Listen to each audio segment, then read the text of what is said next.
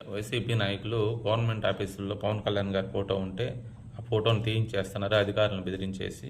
మేము రేపు అధికారంలో ఇప్పుడు కానీ మీరు తీయకపోతే రేపు మేము అధికారంలోకి వచ్చిన తర్వాత మీ మీద యాక్షన్ తీసుకుంటాము అని బెదిరించి తీపిచ్చేస్తున్నారని చెప్పి ప్రచారం జరుగుతూ ఉంది.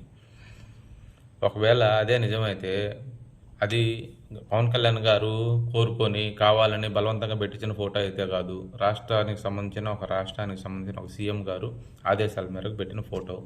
అది ఒక విషయం పక్కన పెడితే, పవన్ కళ్యాణ్ గారి ఫోటో అక్కడ ఉన్నంత మాత్రాన వైసీపీకి మన రాష్ట్ర ప్రజలకు వచ్చిన నష్టమేం లేదు, రాష్ట్రానికి జరిగే నష్టమేం లేదు. అది ఒకటి గుర్తుపెట్టుకోవాలి వైసీపీ వాళ్ళు.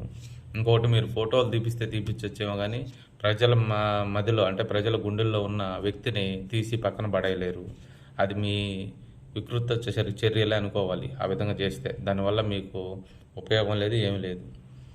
అది గుర్తుపెట్టుకోండి ఫస్ట్. గతంలో మంత్రులు, ఎమ్మెల్యేలు వాళ్ళ పిల్లలు ఎక్కడికన్నా పోతున్నా కూడా పోలీసు వారి చేత ఎస్కార్ట్లు పెట్టి పంపించుకొని ప్రజాధనాన్ని ఎంత దుర్వినియోగం చేశారో నాకు తెలుసు, నేను కళ్ళారా చూస్తున్నాను.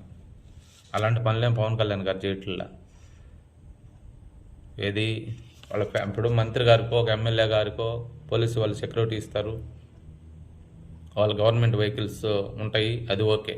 వాళ్ళ ఫ్యామిలీలకు కూడా అంటే కలిసిపోయేటప్పుడు కాదు, ఎమ్మెల్యే గారితో మంత్రి గారితో వాళ్ళతో కలిసిపోయేటప్పుడు కాదు, విడిగా వాళ్ళు ఏదైనా పర్సనల్ పనుల మీద వాళ్ళ ఫ్యామిలీస్ పోతూ ఉంటే వాటికి కూడా గవర్నమెంట్ వెహికల్స్ వాడుకొని పోలీసు వాళ్ళని సెక్యూరిటీ పెట్టుకొని తిరిగి ప్రజాధనాన్ని దుర్వినియోగం చేసిన పరిస్థితులు నేను చాలా చూస్తున్నాను, నాకు తెలుసు.